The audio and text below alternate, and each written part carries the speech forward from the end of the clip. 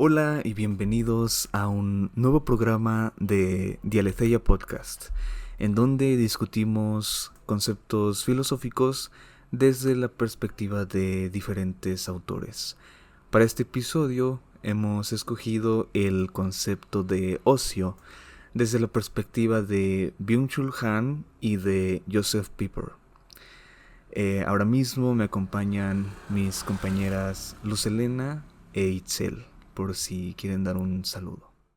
Hola, yo soy Elena y estoy participando en este episodio. Pues bienvenidos y esperemos que les guste el tema de hoy y que se arme el debate en los comentarios. Estaría bien. Pues bueno, sobre este concepto de ocio, hace un momentito antes de grabar, pues ya estábamos platicando un poquito. Creo que sí se puede llegar a complejizar mucho, pero partiendo un poquito desde una perspectiva más coloquial, más común. Obviamente el ocio se puede llegar a relacionar mucho con la pereza o con lo que es inútil o que el ocio es no hacer nada. Sin embargo, desde las posturas de estos filósofos, ¿cuál sería la definición de ocio que ellos dan? No sé quién de ustedes guste comenzar. Pues yo creo que empezaría yo, ya que la perspectiva del autor que voy a tomar yo, en este caso va a ser Joseph Pieper, y él toma una postura desde la filosofía clásica. Entonces, eh, él se remite a que el ocio se entiende como pues el trabajo, ¿no? Y ese trabajo se puede incluso ver en cómo se le dio incluso el nombre a la escuela, porque la escuela tendría que ser como el ocio en general, ¿no? Pero este término se ha ido cambiando con el tiempo y ahí es donde radica el problema para él. Pero desde lo que debería ser el ocio, como para tratar de recuperar esta palabra, habla un poco del trabajo espiritual. O sea, como que todo esto es trabajo, pero hay un trabajo espiritual y en ese podemos como ver el ocio. Am, en este trabajo espiritual se distingue mucho al trabajo práctico, ¿no? Que en realidad, pues, tiene un fin externo a en sí mismo. Entonces, de esta manera, pues, lo vemos en su utilidad. Entonces, el trabajo como algo útil y el ocio no es como que no sea útil, pero su fin es más contemplativo. Entonces, el ocio es el que nos da a nosotros la filosofía o la capacidad de filosofar, el tener el arte, la cultura, y por esto también habla de las artes liberales. Justamente, pues, no como tal tiene una utilidad práctica o material, sino que tienen otros fines para la humanidad. Entonces, él hace esta distinción y ve el ocio como eso, como una cuestión contemplativa, pero particularmente como está inclinado hacia el tomismo, lo ve hasta de cierto punto, pues, religioso, ¿no? De como algo espiritual, algo elevado, incluso pues ahí hace algunas críticas hacia Kant, porque hace una distinción entre el ratio y el intellectus, pero en general sí lo hace como esta experiencia de alguna manera pues sagrada, ¿no? Que nos lleva a tener esta contemplación para llegar hacia los conocimientos de la verdad o la realidad. Muy bien, muy bien. Me gustó mucho cómo sintetizaste esta parte de Piper. Ahora vamos con la definición que nos va a dar Luz Helena sobre cómo Byung-Chul Han ha tratado el concepto de ocio. Sí, em, escuchando a la compañera Itzel y también hablando un poquito de lo que platicábamos antes de iniciar esta llamada, es que los dos son contemporáneos y creo que hasta cierto punto pues coinciden en que el ocio no es este espacio libre después de una larga jornada, es más bien una dimensión contemplativa y lúdica que sirve justamente como, bueno, personalmente para darnos cuenta de muchas cosas, ¿no? con esta cuestión del capitalismo o de la mercantilización, incluso hasta el tiempo se ha visto, pues sí, o sea, vendido, comprado, y es como, nos han vendido que el tiempo libre es para producir. Entonces dice Byung-Chul Han que no, que el ocio nos permite justamente ser más contemplativos y no es un respiro para luego producir, sino más bien percibir ese lapso de tiempo y darle tiempo al ocio. Sí, sinceramente sí coinciden varias posturas que toman estos autores, sobre todo en Piper, quien hace la distinción entre intelecto y ratio, sobre todo porque, si no me equivoco, en el texto pone la cuestión de que el conocimiento no solamente requiere de un esfuerzo, que sería la ratio, el discurso argumentativo, sino que el intelecto también se acerca a la contemplación, al recibir, al estar eh, percibiendo pasivamente algo. Entonces ahí es donde se inclina este aspecto ocioso, hasta me da algo decirlo de esa manera, porque obviamente en la actualidad esta distinción entre las artes libres, las artes serviles o algo que no tiene una utilidad fuera de sí, se ha visto muy criticado.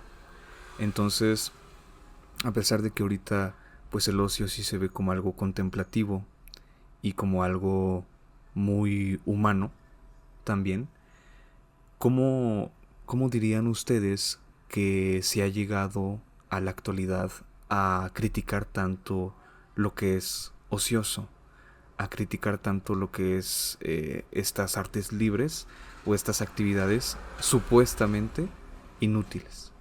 ¿Qué podríamos comentar desde estos autores? Pues principalmente creo que esto también lo ve mi autor en cómo se confunde el ocio en cuestión del tiempo libre, ¿no? O sea, estamos trabajando constantemente para trabajar, ¿no? Esa es una contradicción que él dice, ¿no? Estamos trabajando para trabajar porque el ocio también es un trabajo, ¿no? Pero estamos trabajando para tener espacios en los que no hacemos nada y confundimos ese no hacer nada con el ocio.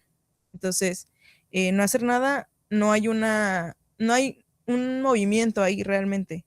Y el ocio como tal es un movimiento no intelectual, digamos.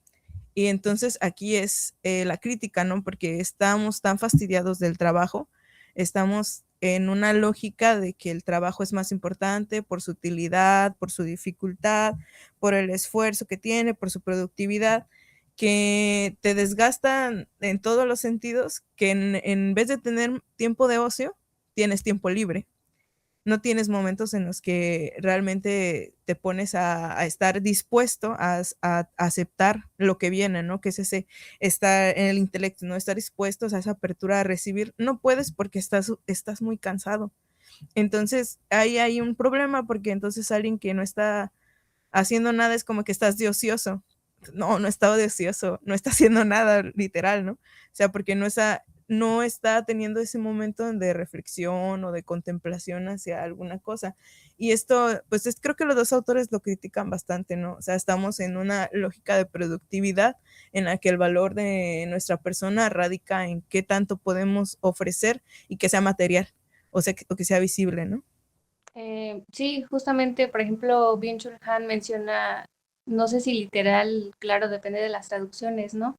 Pero decía hacer para nada. Entonces está la cuestión esta de que no es tiempo libre justamente, de que literalmente no está haciendo nada, sino más bien esta cuestión contemplativa. Y mencionó en alguna parte la cuestión del nacimiento de la cultura, que tiene que ver con estas actividades que justamente nacen por el ocio, o sea, ¿qué se podía hacer para no seguir esta lógica productiva de que todo el tiempo estar estudiando algún idioma, o, sino más bien una actividad que te lleve o que, o sí, que te encamine como que a encontrar cierta felicidad, creo que también lo menciona.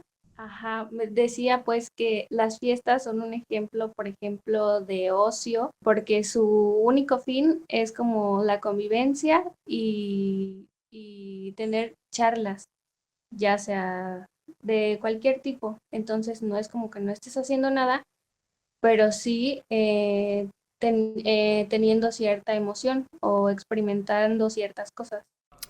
Órale, sí, sí tienen un punto porque justamente también Joseph Pieper pone la cuestión de la festividad y que surge del ocio como hacer una afirmación de sí mismo o del momento presente. Por lo tanto, el no hacer nada quedaría distanciado de lo que sería una festividad para afirmar ese mismo ocio o esa misma cultura. Sí, Itzel. Justo me estaba acordando, ahorita que está la referencia a la fiesta, ¿no? Porque en teoría, o sea, hablando en teoría, la fiesta debería ser como momentos en los que tendríamos momentos de ocio porque platicamos, interactuamos, aprendemos de otras personas y hay ese intercambio interesante, ¿no? Pero justo también está esta cuestión de, se me olvidó el nombre, pero bueno, el caso es que actualmente estamos tan saturados del trabajo que nos vamos de extremo a extremo, ¿no? Exceso de trabajo, la necesidad de ese tiempo libre del ocio, y entonces van a los extremos de la fiesta, ¿no? O sea, es necesaria, pero llega a ese extremo de ya no ser sana, porque de hecho, o sea, se supone que en un fenómeno sociológico, las drogas son también, las adicciones son consecuencia de ese estrés de la vida cotidiana, del mundo tan acelerado, esa necesidad tan como extrema de querer descanso, de querer tener momentos de ocio, porque es tan frustrante el día a día, ¿no? O sea, y entonces por eso también se hacen relaciones de que la gente que vive en extremo estrés constante, la gente que trabaja en Wall Street, que está trabajando así, que es literal su vida es la productividad, pues cede a las drogas, ¿no? Para seguir siendo productivos o para sentir en extremo ese descanso en contraste con lo que está viviendo actualmente. Sí, y si no me equivoco, eh, una pregunta para Elena, rebotando esta cuestión de la fiesta.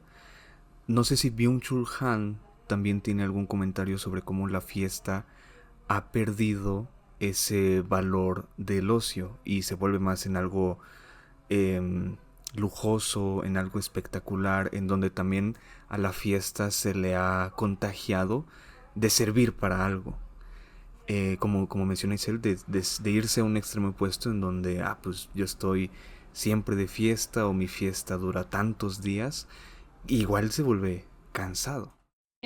Sí, de hecho sí, también menciona junto con las festividades que antes eran, una fiesta era juntarse con amigos, charlar de cualquier tema y compartir no sé, algunos datos que de pronto pues sí funciona como ocio, pero que en la actualidad y al ser justamente contemporáneos, creo que sí denotan mucho esta cuestión de que se vuelve mercantil la fiesta o ya no es tanto, ya no tiene esa función, sino más bien de, de, de producir, de servir para algo. Por ejemplo, los tiempos del Super Bowl, del béisbol, de ahorita con el fútbol, es como, debería ser un espacio de convivencia, sin embargo, le introducen ciertas ideas, por ejemplo, ya lo decía, los tiempos que sirven para de pronto meter ideas políticas o tienen a otra función, como que, es muy curioso cómo muchas personas no lo notan, pero son pocas las que sí, como que le encuentran otro sentido, como que otra, em, sí, justamente otra función, como que encuentran eso en las fiestas. Claro, ¿no? Buscan la manera de que también la fiesta tenga una utilidad. Y ahorita que pusiste el ejemplo del fútbol, he escuchado mucho esos comentarios porque no sé si ustedes llegaron a ver algún partido. Ahora resulta que pusieron tiempo de hidratación, que es como un tiempo extra antes del tiempo extra. Y claro, podría parecer un tiempo de descanso, ¿no? En teoría. Pero pues ya es esta estrategia para que en ese tiempo de descanso sigan poniendo comerciales, sigan buscando la manera de apelar al consumo. Entonces también sirve para algo. Entonces todavía en estos espectáculos mediáticos, lo que parece ser descanso en realidad también tiene una función por detrás. Entonces es un muy buen ejemplo. Itzel, ¿tú qué nos podrías también comentar sobre cómo se ha confundido este no hacer nada o este supuesto descanso con seguir bajo la lógica productiva? Pues creo que justo es eso, es en los espacios que podríamos tener para tener el ocio, se ve, es tiempo libre y tiempo libre una oportunidad para quien la quiera tomar, ¿no? Y este caso del fútbol, el entretenimiento que hay en general en todos los deportes, es como no te da tiempo ni de reflexionar lo que acaba de pasar, te saturan de otra cosa para que no pienses y siga, ¿no? Y continúe el show, ¿no? Y creo que llega a tener un efecto como abrumador, o al menos para nosotros, a la hora de querer reflexionar, porque sucede tanta información sin espacios de reflexionar o en espacios de tener como un repaso de lo que viviste y de pronto es como se viene todo de golpe y hace como que ese distanciamiento con la reflexión, ¿no? De que, ay, no, es que son demasiadas cosas que prefiero no pensar. Ay, ya salió otro capítulo de mi serie favorita, lo voy a poner. O sea, siento que eso es lo que ocurre mucho, ¿no? Entonces, tenemos esta idea del ocio bien difusa, porque pues ni siquiera hay esta discusión de qué es el ocio, ¿no? Simplemente el ocio es tiempo libre y el tiempo libre ya tú sabes cómo lo ocupas, ¿no? Hay gente que lo ocupa para descansar, hay gente que lo ocupa para leer un libro, hay gente que sigue saturando su cabeza para seguir bloqueando esta parte del ocio, porque creo que sí, eso pasa. Luego pones una serie y dices tú, pues es que estoy descansando, pero en realidad sigues como trabajando, literal sigues trabajando. Nada más que en otro tipo de utilidades, ya sea también capitalistas, porque está esta cuestión del capital cultural o el capital social. Entonces, ver una serie me sirve también como capital para intercambiar después en una reunión social y cosas así. Wow, muy interesante porque creo que nos vamos acercando un poquito más a la cuestión de que, como tú mencionaste, el capital cultural y de cómo este entretenimiento aún funciona para tener una conversación, pues ya nos podemos ir un poco más directo a la cuestión de redes sociales, de internet. Y no sé si llegaste a esa parte del texto, Elena, donde también Byung-Chul Han pues hace esta crítica, ¿no? A cómo estar saturados de información y de cómo en internet en realidad parece haber más ruido, solamente ruido que no permite reflexionar. Entonces, claro, yo percibo eso súper con TikTok, con Instagram, con Facebook, con los Reels, en donde es tan inmediato que el video siguiente ya no me permite pensar en el video anterior y veo el que sigue y veo el que sigue. Entonces, no sé, Elena, si Byung-Chul Han podría tener una crítica sobre cómo estos medios de comunicación, sobre todo el internet, han evitado el silencio y el realmente ociar, el realmente estar inactivos, desconectados. Se me fue un poquito de internet, pero sí tiene un pequeño, no lo leí muy bien, pero mencionaba algo sobre la infocracia. Me parece que en otra de sus obras también menciona la cuestión de la sobreinformación creo que tiene que ver también con esta cuestión de la volatilidad de las cosas.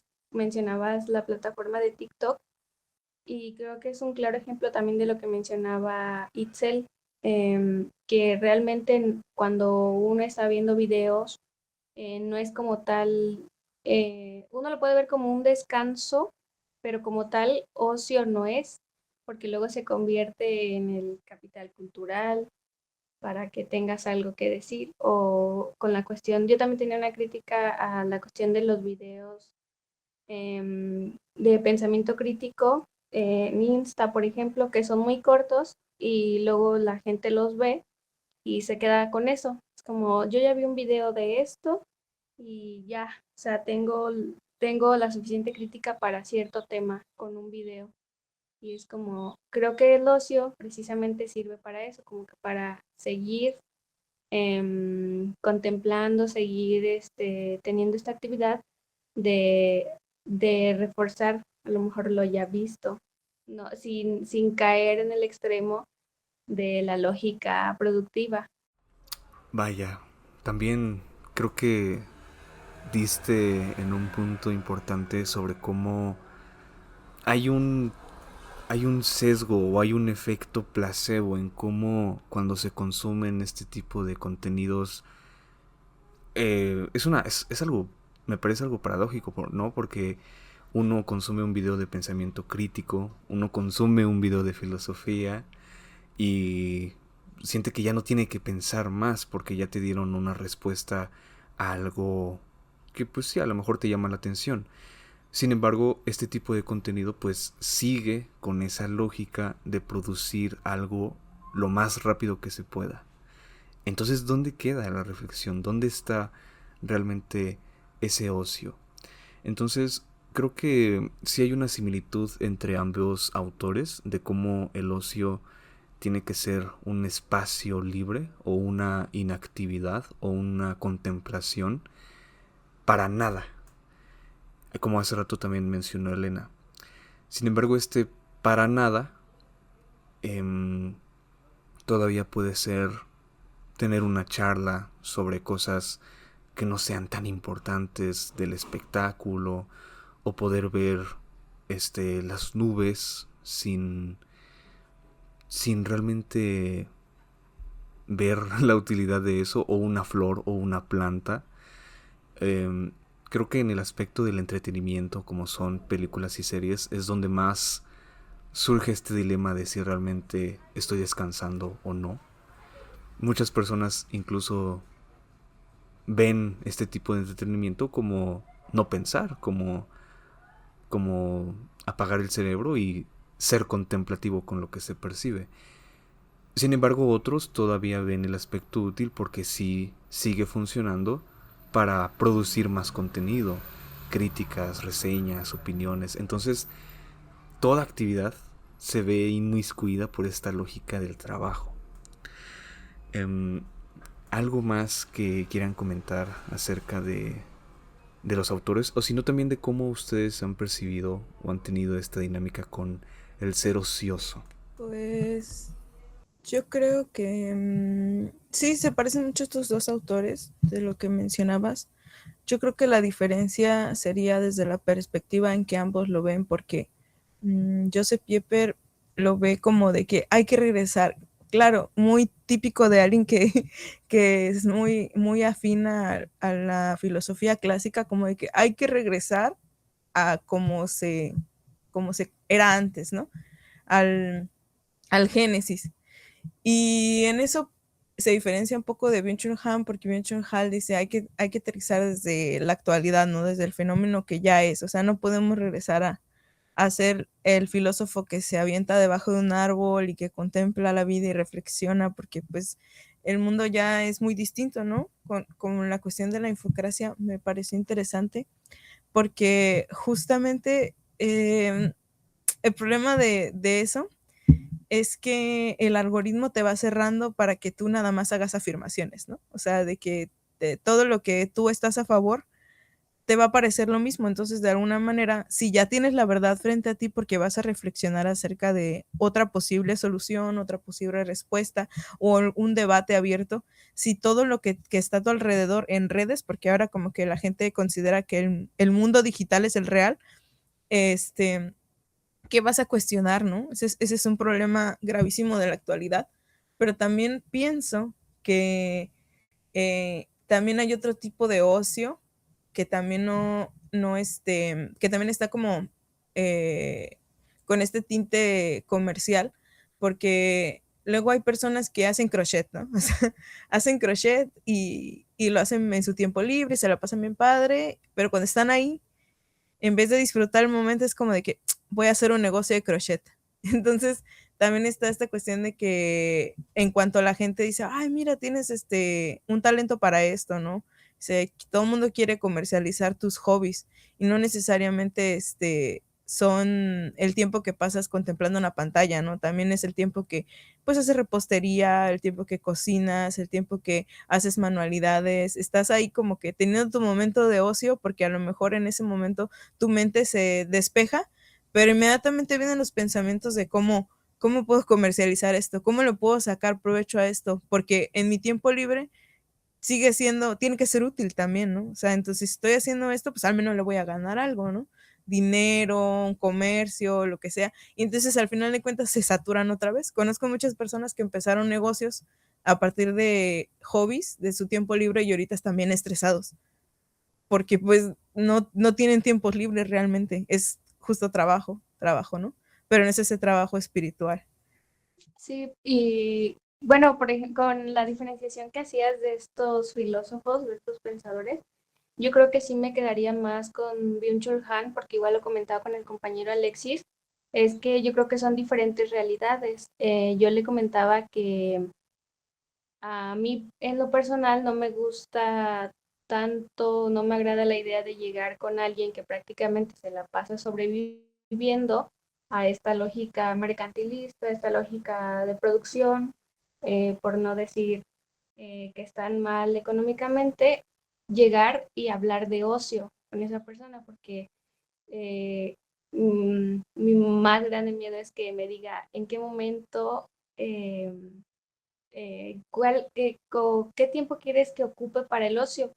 Si prácticamente estoy sobreviviendo. Entonces, yo creo que las realidades te obligan hasta cierto punto a ciertas acciones y a no tener tiempo para el ocio. Es lo que decía, ¿no? ¿En qué momento yo tengo tiempo para el ocio y hasta qué punto es realmente ocio? Uy, sí. Sí, súper sí. Creo que ese es el debate que incluso yo he tenido con compañeros, porque yo decía, es que si necesito tiempo de ocio. Y decían, pero tienes tiempo libre, ¿no? Tienes tiempo cuando tienes ocio. Y yo, no, pues es que ese no es el ocio, ¿no? Y estas lecturas como que nos dan esta base argumentativa para justo, es que no es cierto, o sea, yo puedo tener un tiempo libre, ¿no? Pero mi cabeza está tan saturada y un tiempo libre que no es 15 minutos, ¿no? O el tiempo que tengo para comer. O sea, eso es mi tiempo libre, tiempo que no solamente es mi tiempo para descansar, es mi tiempo para resolver mi vida, ¿no? O sea, imagínate una persona que la tiene más complicado, o sea, el tiempo que tiene libre lo ocupa para cuidar a los hijos, para hacer de comer, para lavar su ropa, o sea, muchas cosas, estamos en situaciones multitasking, ¿no? Que sí, estos temas se tienen que abordar desde la realidad contemporánea, ¿no? Entonces, por eso yo también decía, es que yo se lo ve de que hay que volver a lo anterior.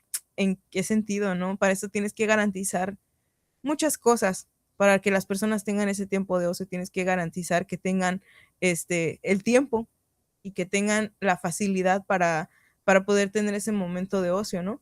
Y sí es algo vital, ¿no? O sea, sí es importante tener el tiempo de ocio, pero también es importante criticar porque no hay, ¿no? Porque también podemos criticar mucho las redes, podemos echarle la culpa a todo, pero es complicado el tema.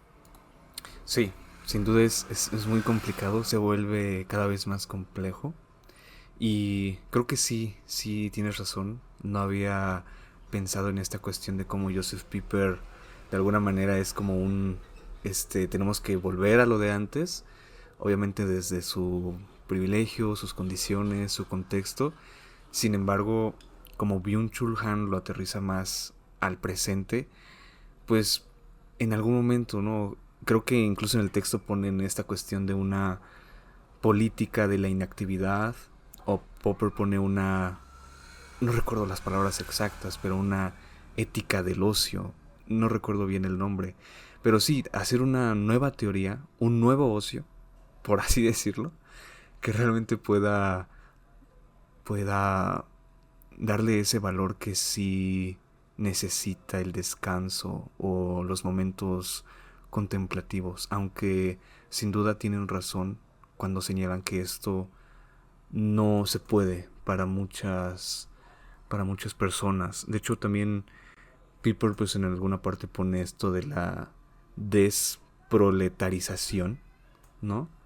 De cómo pues la vida no tendría que estar completamente bajo la idea de trabajar, sino también de su contrario.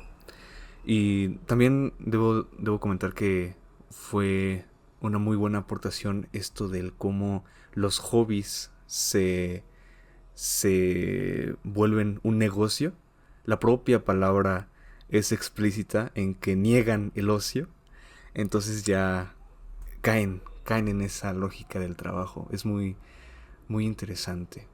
Yo nada más así como última participación sobre este tema, pues me llamó mucho la atención en cómo específicamente Piper, aunque también Byung-Chul Han en varias partes, pues ponen el ocio como este aspecto en donde el humano se eleva más allá del humano, porque la contemplación sería un percibir desde afuera.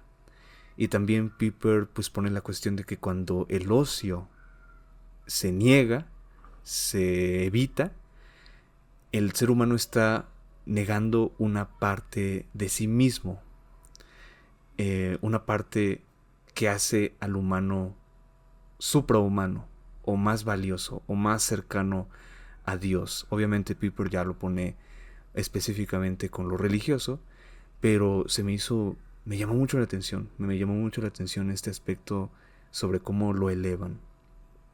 Fuera de eso, compañeras, algún último comentario para darle cierre al podcast.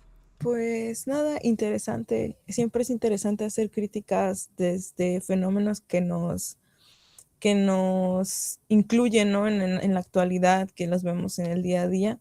Da para tal vez no hablar del ocio, o sí, pero también hablar tal vez para esta dicotomía de lo que es la cuestión del capitalismo, como progreso y como todo lo contrario. Creo que esa charla incluye al ocio, quizás a otro tipo de temas que ya también hemos tocado en anteriores podcasts. Entonces, siempre es interesante. Y pues nada. Pues sí, yo nada más hacer un recordatorio de que la filosofía habla de temas humanos y cuando habla del ocio, me parece que es un recordatorio a regresa o sí, recuerda que eres humano, ¿no? También ya lo mencionaba Chulhan, que si no tenemos tiempo para el ocio, o si no hay ocio, simplemente nos convertimos en máquinas y es lo que yo creo que estamos tratando de combatir, ¿no? Seguir esta lógica productiva y en el peor de los casos, llegar a ser máquinas. Sí, justo creo que estamos haciendo el ejercicio de la fiesta, de la fiesta, de hacer esta reunión para darnos la tarea de hacer una reflexión, de tomar un tiempo libre, que no es como trabajo porque pues nadie nos paga, no vamos a recibir nada. No es útil en un sentido mercantil, pero sí es útil para la cuestión del filosofar.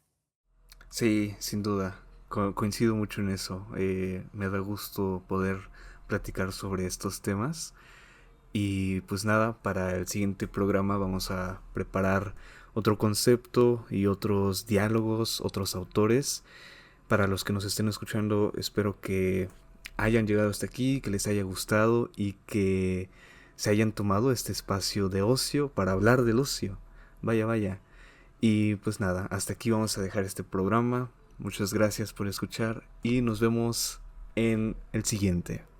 Adiós.